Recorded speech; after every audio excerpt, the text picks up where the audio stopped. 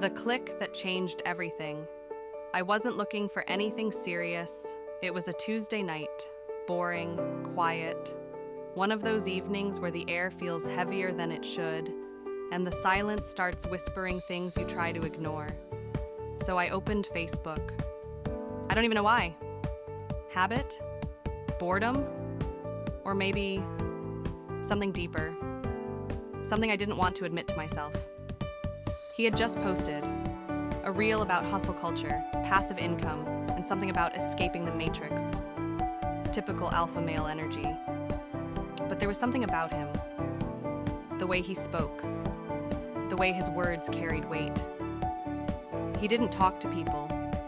He talked through them. Like he was inside their minds, flipping switches. And maybe that's why I clicked.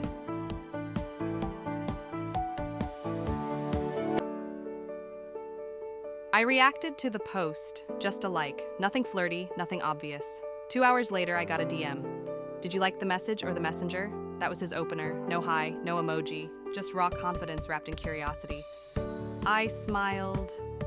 It was dangerous.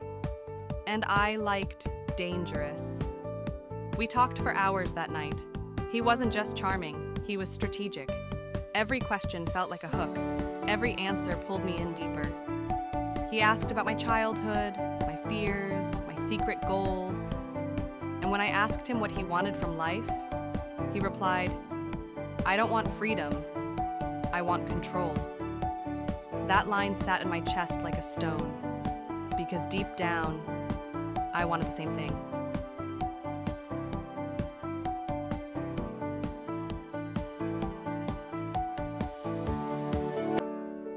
We FaceTimed that Friday. I wore something casual on the surface, but I knew what I was doing. He noticed. He always noticed. You dress like you're not trying, he said, but you want to be seen. That's when I knew he could read me, and that made me want him more. By week 2, we were talking every night. Business, sex, psychology, nothing was off limits. He told me about his startup, marketing automation, affiliate funnels, digital sales teams. He called it the empire. Most people don't think like us, he said, but you get it, that's rare. It felt like a compliment. It was a test. The first time he asked for help, it was subtle. A Google document. Just give me your feedback, I trust your eye. It was a landing page draft. I rewrote it in 15 minutes, twisted the language, made it seductive, and doubled the conversions overnight. He didn't just thank me. He said, you might be the missing piece. He started sending me more. Funnels, emails, offer stacks. He said I was sharpening his edge.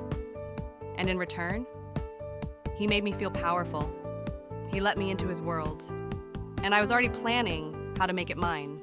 It started small, little things. He'd ask for a second opinion on a product name, a new offer, a thumbnail headline. I'd tweak 3 words and suddenly his click-through rate would spike. He started calling me his silent weapon. But I wasn't silent, not really. I was observing, mapping, calculating. Because every time he opened a window, I was drawing a door. Then came the invitation. You should come down for the launch weekend. Be part of it. No hesitation. I booked the flight that night. When I saw him at the airport, he looked exactly how I remembered. Confident posture, fitted jacket, a laptop under one arm and 10 deals swirling in his head. But in person, his energy was intoxicating. Not the kind that pulls you close, the kind that pulls you in. We didn't sleep the first night, not because of sex, that came later, but because we were up mapping funnels until 4 a.m., drinking espresso, building empires, whispering power plays in the dark. He said something that stuck with me. The right woman doesn't slow you down, she becomes leverage. I smiled, because he thought he was the one holding the lever. Launch weekend was intense. He led the team. I stood Beside him. Not behind him, not beneath him. Beside. He introduced me as his growth partner. Everyone nodded like they knew what that meant.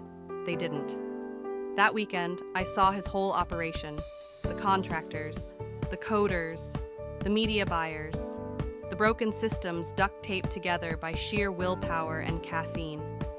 He was brilliant, but blind, because he trusted me. And trust isn't something you give freely to someone like me. By month 2, I had admin access to most of his tools. ClickFunnels, ActiveCampaign, Slack. He said I made things smoother, that I thought like him, but I didn't think like him. I thought faster. The first time we argued, it was about an email sequence. He wanted urgency. I wanted seduction. He called it soft. You'll never close hard with soft words, he said. I leaned in, whispered, I've gotten everything I've wanted with soft words. He didn't argue after that. The line started to blur. Between us and this. Between partner and operator. Between sex and power. He didn't realize how much he'd given me until I stopped asking. Because I wasn't just writing emails. I was reading contracts, watching ad spend, rebuilding the back end from the shadows. Then came the turning point. He missed a call with a big client, one of his whales. I took it. I didn't just hold the deal, I closed it. 20 grand in under 15 minutes. All because I listened, mirrored, and asked the one question he forgot. What would make this effortless for you? The client was obsessed, and just like that, they started calling me first. That night, he kissed me like he was proud, said I was dangerous. I kissed him back, because he was right. I was dangerous, but not for the reasons he thought. By month 4, I was everywhere, in the inbox, in the back end, in the boardroom. He didn't even notice the shift, because men like him, they're addicted to forward motion. They forget to look sideways, and that's where I was, right beside him, planting roots, spinning silk. He started burning out. I didn't stop him. I just made things easier. I booked his flights, prepped his decks, smoothed out his messes. I became the glue. And when you become the glue, you learn what sticks. One night he came to me looking tired, worn down from deal fatigue. You should just run things for a few days, he said. Let me reset. And just like that, he handed me the keys. I didn't take a break. I took control. I cleaned the CRM, fired 2 non-performers, moved ad budgets, closed 3 cold leads, and onboarded a joint venture partner he never even saw coming. The next week, revenue spiked 40%.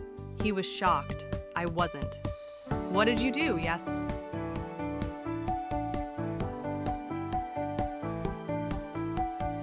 Smiled and I samwana psychosacraid. I became you, but better. That's when he changed. He stopped leading. He started orbiting me, asking for input, needing validation. The same man who once said he didn't want freedom, only control, now asked permission before launching a headline. It wasn't about love anymore. It was leverage, and I was the one applying pressure. Then came the offer. Equity. You're already building half of it. Might as well make it official. A simple contract, 25% stake. I laughed, because I'd already moved most of the clients under a new S-Corp, one where I was the primary signer. He gave me 25%, but I already owned 50. He just didn't know it, until I showed him. I didn't yell, I didn't brag, I didn't gloat. I just opened my laptop, turned it toward him and said, "You always said I was leverage. I just believed you." He stared at the screen like he was drowning. Because every line item, every receipt, every login told the truth he'd been too proud to see. And I didn't leave, not right away. stayed to train the new assistant, to help him adjust. Because I'm not cruel, I'm efficient. We still talk sometimes. He sends voice notes, asks questions, floats business ideas like nothing ever happened, and I let him talk. Because I like hearing the sound of a man who still thinks he has a chance. The Shadow Empire. He thought I'd reached my peak. He thought I was content with 25%, but I was already thinking bigger. While he chased coaching clients, I was building something else, recurring revenue. I launched a back-end offer under a new brand. SaaS meets strategy. The kind of product he couldn't sell, but I could. And I didn't tell him. Not out of secrecy, out of necessity. He was noise, and I needed signal. When we shared a bed, he thought we were partners. But when he slept, I was watching striped dashboards, comparing CAC to LTV, rewriting the rules in my favor. I started recruiting, not employees, operators, quiet killers, people like me, women who knew how to listen, mirror, and close without ever sounding like they were selling. We scaled in silence, and he stayed loud, still posting, still preaching, still stuck in the illusion that he was building empires. But what he didn't know was that his biggest asset had already cloned his entire blueprint and improved it. I built a second company using every lesson he taught me. Same audience, better offers, cleaner operations. I wasn't fighting him. I was replacing him. Then, one day, I got a call from a brand he'd always wanted to partner with. They asked to work with me, not him. They said I had better systems. And just like that, I had the proof. When I told him, he laughed nervously. Well, that's good, right? It's still us. Us? There hadn't been an us in months. Only me. And my reflection in his collapsing world. He tried to regain control, changed passwords, pulled logins, sent vague legal threats. But he forgot one thing. Everything we built was my writing, the sales pages, the offers, the pitch decks. I held the voice, he held the shell, and shells crack, the extraction. I gave him a choice, calm, simple, clear. You can fight me, or you can join me, but either way, I'm moving. And in that moment, he broke, not all at once, but in microfractures. The kind of collapse that happens behind the eyes before the words even form. He said he needed time to think. I didn't wait. I pulled our Stripe account history, created a timeline, mapped every deal I'd closed. It was more than half, 60%, conservatively. Legally, it meant one thing. I could claim controlling interest. I met with my lawyer, a woman, sharp, director, beautiful in the way steel is beautiful. She read through everything, raised an eyebrow, and said, "He didn't see you coming, did he?" I didn't answer, because that was the point. We filed paperwork under a holding company, restructured the assets, transferred IP I'd created into a protected trust. He still thought he was CEO, but behind the curtain, he was already an employee. The final trigger came 2 weeks later. He found out through a mutual client. They asked him, "Why isn't your name on the new platform?" His response? Silence. Because he didn't know what to say. He called me that night, panicked, voice trembling under a mask of bravado. "Why are you doing this?" I took a breath. Let the pause linger. Then I said, "You told me to explore." And I did. He stopped posting. The alpha quotes, the funnel breakdowns, the money tweets, gone. It was like watching a lion forget it once ruled a jungle. And now, he wandered in his own shadows, looking for meaning. And I thrived. thrived in the silence he left behind. I kept his name in 1 or 2 funnels, for brand memory, for continuity, but the rest, rewritten, repositioned, rebranded, all me. Clients loved the new energy. They said it felt softer, smoother, more intelligent. I didn't say much, I didn't need to, because when you win in silence, you make them question their own eyes. He reached out again last month, voice note, shaky but polite. Just wanted to say, I'm proud of what you built, even if I wasn't part of it. I listened twice, once for the words, once for the tone. And when it ended, I deleted it, not out of cruelty, out of closure. Because this isn't a story of heartbreak. It's not even a story of betrayal. It's a story of alignment. He aligned with ego. I aligned with strategy. And in business, strategy always wins. I never blocked him, never burned the bridge, never needed revenge. I already got what I wanted. And when a woman gets what she wants, she doesn't need to explain how. So now I'll ask you, who's really in control? The man making the moves? Or the woman who lets him think he is?